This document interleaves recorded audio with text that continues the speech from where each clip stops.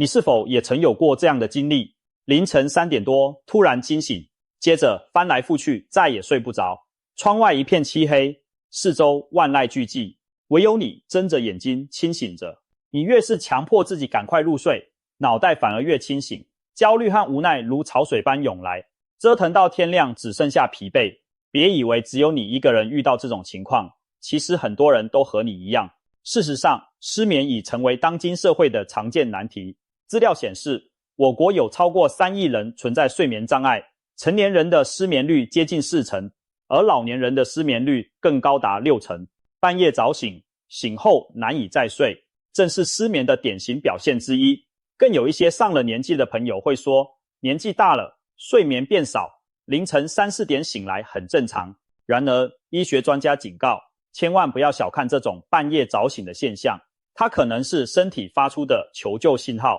如果处理不当，不仅会让你整晚失眠，长期下来更会严重损害你的健康。那么，为什么偏偏是在凌晨3点到5点这个时段容易醒来呢？古人认为午夜时分妖魔出没，凌晨3点更被戏称为鬼门关，开的时刻，仿佛此时醒来是有什么灵异之事。难道真有什么看不见的力量在暗中将我们惊醒吗？其实不然，我们的身体内部另有原因。中医则有一套自己的理论，他们认为凌晨1至3点是肝经当令，3至5点是肺经当令。如果你经常在这2个时段醒来，可能暗示着肝或肺出了问题。比如凌晨1、2点醒的人，中医说可能肝火旺或肝气郁结，导致肝脏深夜修复受阻。而如果是3、4点自然惊醒，则多半与肺经相关，可能是肺气不足或者呼吸系统有隐患。你是否发现，有些人在这个时间醒来会伴随咳嗽、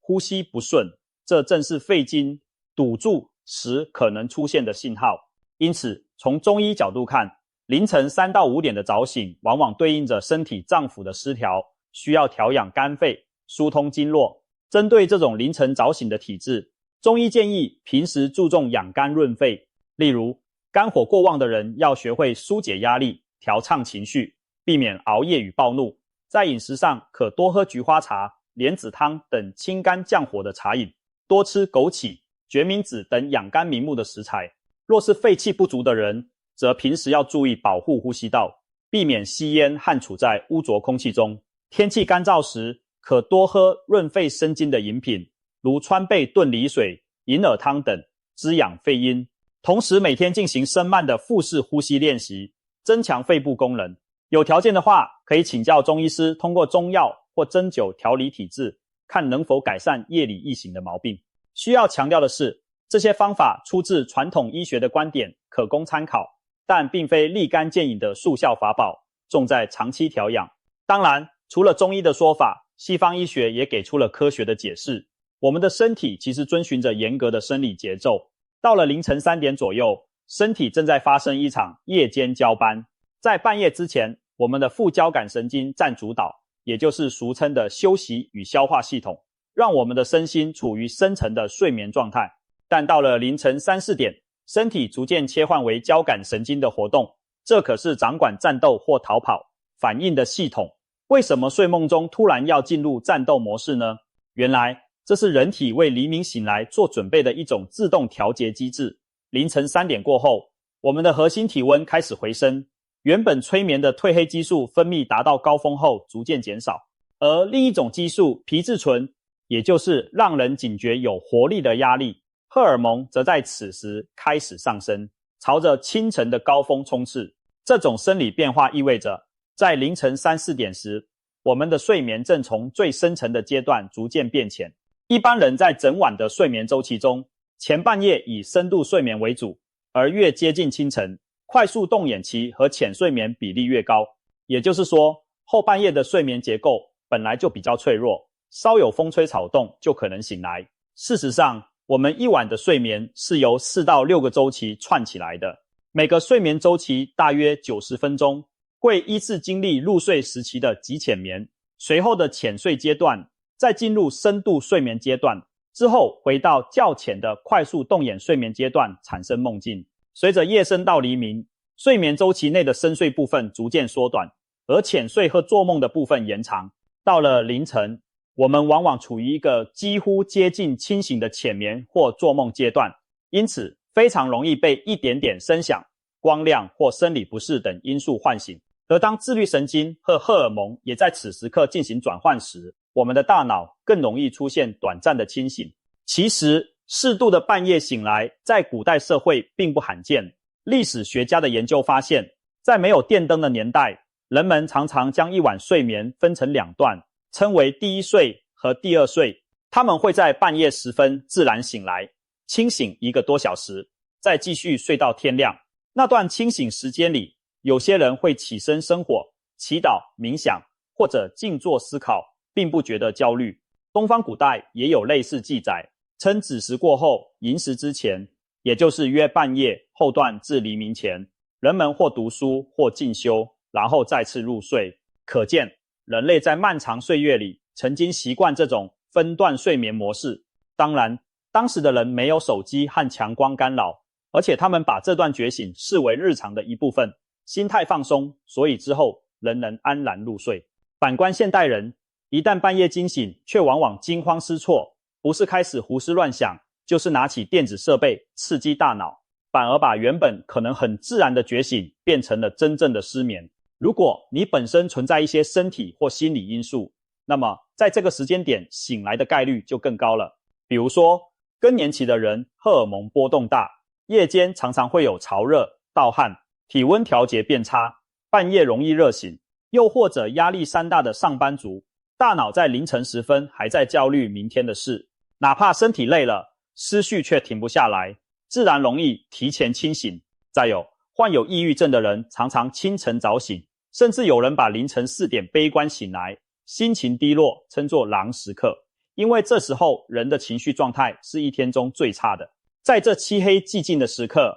我们往往会感到孤独无助，许多白天看来没什么的大事，此刻都变得可怕起来。但往往等天一亮再回头看，会发现那些半夜让你焦虑不安的问题，其实并没有想象中那么严重。因此，千万别被凌晨时分放大的悲观情绪所欺骗。换句话说，半夜醒来后，不妨暗示自己，现在脑子里的忧虑是因夜深人静而夸大的假象，把它们放一放，天亮再说吧。除此之外，心脏供血不足、肝功能问题等身体疾病，乃至单纯半夜口渴、上厕所等生理需求，都可能成为导火线，触发你在浅眠阶段彻底醒来。值得注意的是，许多老年人误以为年纪大睡得少是正常的，但医生提醒，长期凌晨3、4点就醒，并非正常老化，而是睡眠质量不佳的表现。如果每晚睡眠总时长明显不足6、7小时，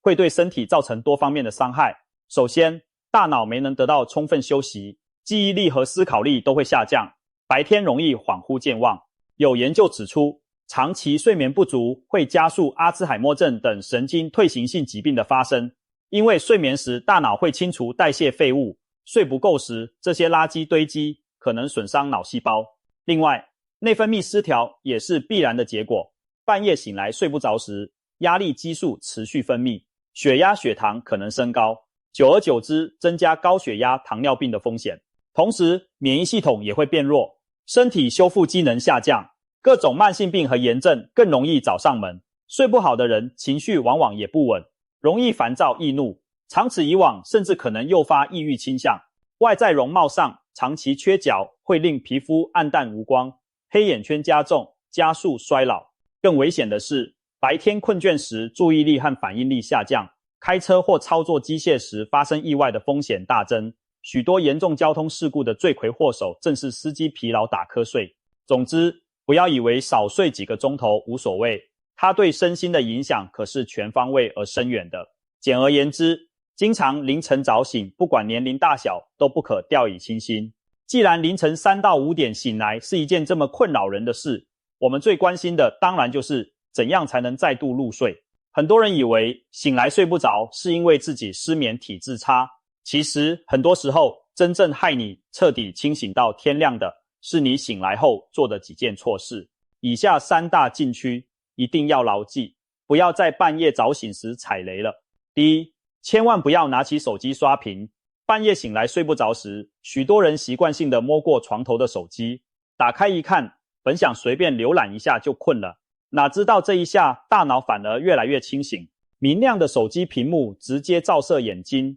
相当于在对大脑喊天亮了，起床啦。屏幕发出的蓝光会抑制松果体分泌褪黑激素，这种让人昏昏欲睡的激素本来在夜里逐渐累积，帮助我们维持睡意，但手机一亮，褪黑激素分泌马上被踩了刹车。我们的脑袋还会因为看到手机里各种新资讯而兴奋起来，刷新闻可能越看越气愤或焦虑，刷社交媒体又容易受到刺激，情绪波动，或者刷短视频，刷到停不下来。甚至一些人看起劲了，干脆追剧打游戏，完全忘了还要睡觉。等再回过神，已经离天亮不远，人却一点睡意也没有了。何况夜里环境漆黑，直盯着明亮屏幕，对眼睛伤害也很大。时间久了，眼睛会酸涩干痛，视力可能受损。更糟的是，半夜开灯玩手机，还可能影响身边人在睡觉的人，打扰他人的休息。所以记住，半夜醒来第一禁忌就是远离手机和任何电子屏幕，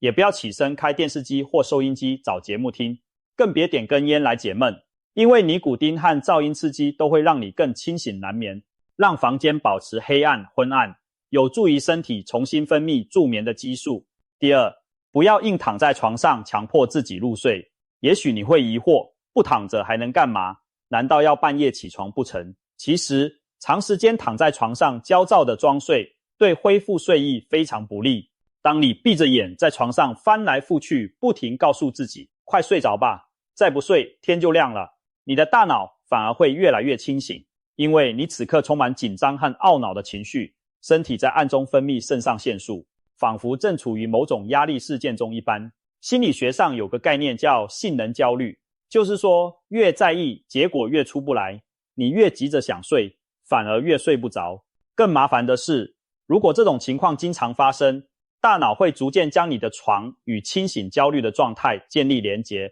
本该放松睡觉的床铺，慢慢变成让你焦躁的心理战场。久而久之，哪怕你晚上正常上床，大脑都可能自动警觉起来，躺在这里就会开始失眠，结果真的让你难以入睡，形成慢性失眠症。此外，很多人在半夜醒来时会下意识地查看时间，一看只剩下几个小时就天亮，心里更是焦急。其实反复看时钟只会让你更在意睡不着这件事，不断提醒自己又过了多少分钟还没睡着，心理压力陡增。最好的办法是不要去看时间，把闹钟放远或转过去，只要闹钟没响，就告诉自己还能继续睡，别去计算天亮前还有多久。那正确的做法是什么呢？专家建议，如果在床上躺了20-30分钟还是毫无睡意，与其硬撑着，不如干脆先起床离开卧室，换个环境放松一下。你可以在客厅昏暗的灯光下静静地坐会儿，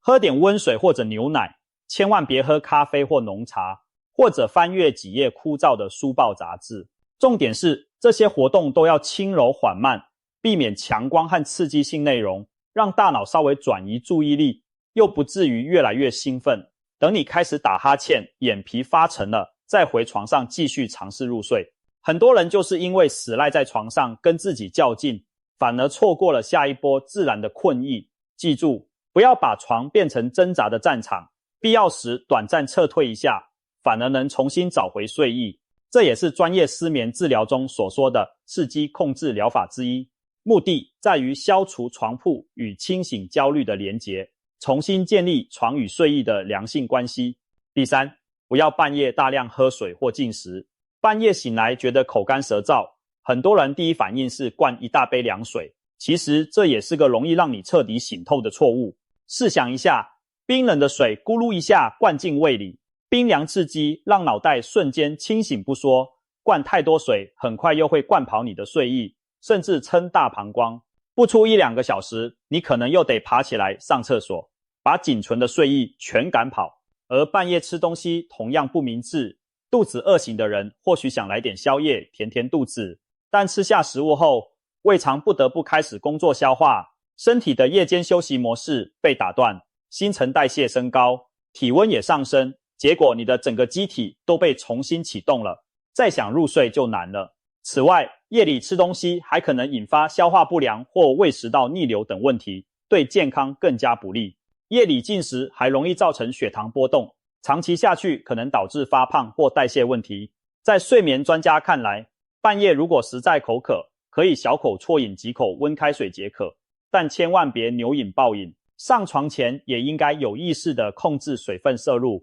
避免睡到一半膀胱把你闹醒。总而言之，半夜早醒时绝对不要以为喝水吃东西能助眠，事实恰恰相反。避开了以上这3个大忌之后，你就已经成功了一大半。那剩下的一小半呢，就是主动出击，帮助身体重新回到睡眠的轨道上。这里给大家介绍3个简单有效的回笼觉妙方。据说很多失眠的人清澈有效，甚至有人用他们可以在5分钟内重新入睡。妙方1，身体扫描放松术。这是一种正念冥想技巧，方法非常简单，平躺在床上，闭上眼睛，先做几次深呼吸，让全身尽量放松下来。接着将你的注意力从头到脚逐一扫过身体的每个部位，你可以从头皮开始，留意自己的头部是否紧绷，然后慢慢放松额头、眼睛、面颊和下巴的肌肉，再将注意力移到颈部、肩膀，感受那里僵硬感逐渐消散。然后是双臂、手掌，让它们沉重地陷在床铺中，继续往下扫描胸口和腹部的起伏，放慢呼吸节奏，再到臀部、大腿、小腿，一路释放掉腿部的酸紧感。最后集中注意在双脚，想象脚趾也在一根根松开，全身彻底松弛。这样循序渐进地把身体各部位的紧张度扫描一遍，就像一台逐步关闭灯光的机器，最终整个身体都进入一种安宁的状态。许多人在扫描过程中就不知不觉睡着了，就算没立刻睡着，你也会感到身心平静不少，为接下来的入睡做好了准备。值得一提的是，这种身体扫描技巧如今在助眠疗法中非常流行，许多心理治疗师都用它来帮助失眠患者放松入睡。妙方2， 4-7-8呼吸法。这个呼吸练习号称是1分钟失眠终结者，由美国亚利桑那大学的威尔博士推广，被很多人用来对抗焦虑和失眠。具体做法是，先将舌尖轻抵上颚的门齿后方，之后用鼻子慢慢吸气，默数4拍，接着屏住呼吸，心中再默数7拍，最后张开嘴巴，用力将气从肺部呼出，边呼气边心数8拍，发出类似吹哨子的呼声。吐气时要将肺里的气完全排空，这样完成一个4-7-8呼吸循环。刚开始练习时可以连做4个循环。这个方法的原理是利用延长呼气来迫使身体放松。当你专注在数拍和呼吸声上时，大脑也暂时放下了杂念。而4拍吸气能充分让血液充氧，7拍闭气则让氧气有时间在体内循环，8拍吐气则可以带走体内更多的二氧化碳和紧张感。整套下来，自律神经从交感转为副交感，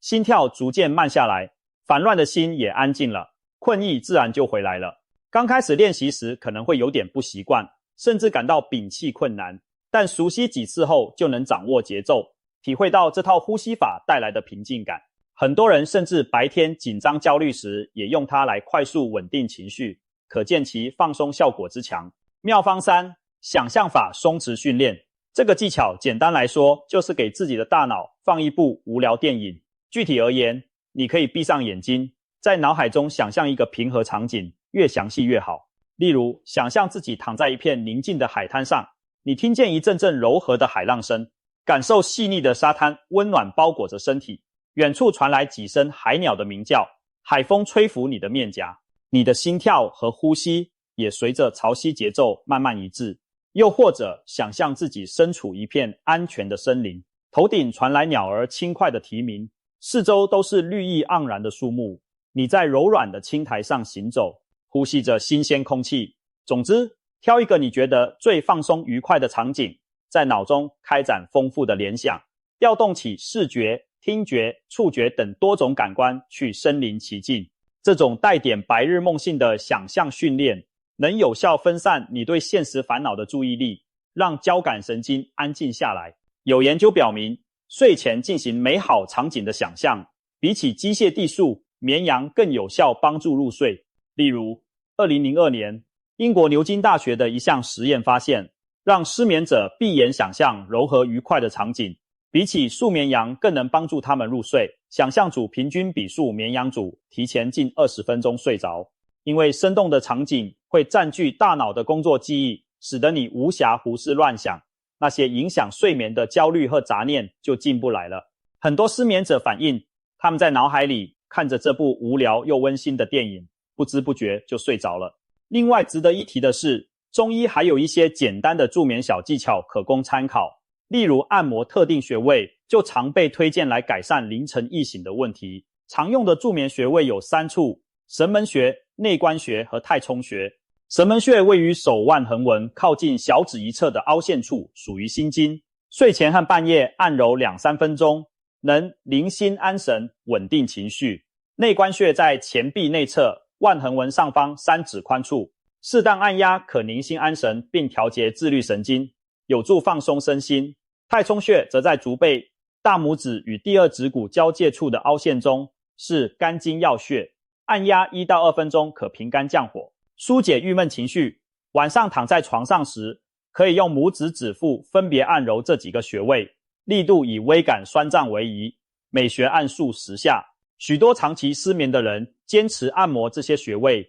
都反映能够帮助自己更快入睡，减少夜醒次数。除了以上这些技巧，最后还想提醒一点，养成良好的日常作息和睡眠卫生习惯才是长久之计。比如每天在固定的时间上床和起床，睡前避免使用电子产品或进行让人亢奋的活动，睡前别喝咖啡和酒精，保持卧室安静、黑暗和适宜的温度等等。这些老生常谈的方法其实非常有效。白天适度增加运动量，让身体在夜晚更容易产生睡意。下午和晚上尽量避免含咖啡因的饮料，睡前几小时也不要喝酒或抽烟，因为酒精和尼古丁都会干扰睡眠结构。晚餐不宜过饱，睡前2小时避免进食，以免肠胃过于兴奋。如果白天困倦需要小睡，时间不要超过30分钟，且最好不要在下午5点之后小睡，以免影响夜间入睡。还有，卧室的环境非常重要，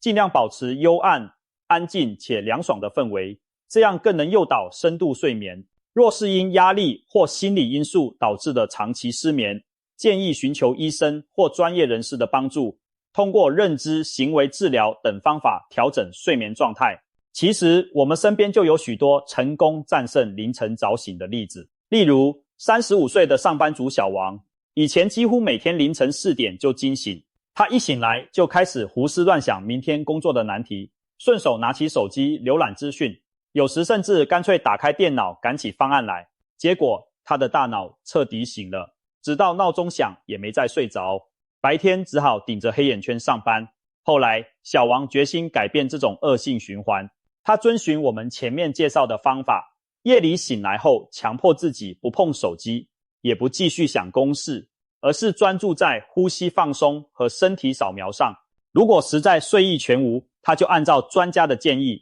起床喝点温牛奶，听听舒缓的音乐，等有点困意再回床上。仅仅1-2周后，他发现自己不再那么抗拒凌晨醒来这件事了，有时醒了10分钟又睡着，有时干脆一觉睡到天亮，再也不像以前那样焦虑失眠。现在小王白天精力充沛，工作效率也提高了。再举一个例子，65岁的李伯伯过去一直以为上了年纪睡不着是自然现象，每晚凌晨3点醒后，他索性起床打开电视看个1-2小时剧集，顺便吃点饼干水果垫肚子，等撑到困意再次来袭再睡。可长此以往，他的睡眠变得极其浅短，白天头昏脑胀，记忆力也下降了。家人带他去看医生，医生指出他半夜的几个习惯其实严重干扰了睡眠。于是在医生建议下，李伯伯做出改变，半夜醒来不再打开电视，只在昏暗灯光下翻翻报纸，口渴时小口抿温水，不再大吃东西。慢慢的，他夜里醒来的次数减少了，就算偶尔醒来一下下，也能很快睡回去。一段时间之后，李伯伯惊喜地发现自己居然也能一觉睡到自然醒，白天精神好转，感慨地说，早知道就不该把失眠当成养生。从小王和李伯伯的经历可以看出，只要方法得当，养成良好的睡眠习惯，无论年轻人还是老年人，都有机会重新拥抱高品质的睡眠。最后提醒，如果你怀疑自己的凌晨早醒与某些健康问题相关，例如抑郁症、更年期综合症或心肺功能障碍等，请及时咨询专业医生的建议，切勿自行随意服用安眠药或其他助眠药物，否则可能适得其反。专业医生会根据你的状况决定是否需要药物治疗，并指导正确的用药方法。必要时接受失眠相关的治疗或调理，配合我们上述的方法，才能彻底摆脱半夜早醒的困扰。希望从此凌晨3点不再是你的噩梦时刻，而只是甜美梦乡中的一个平静转场。祝你好梦。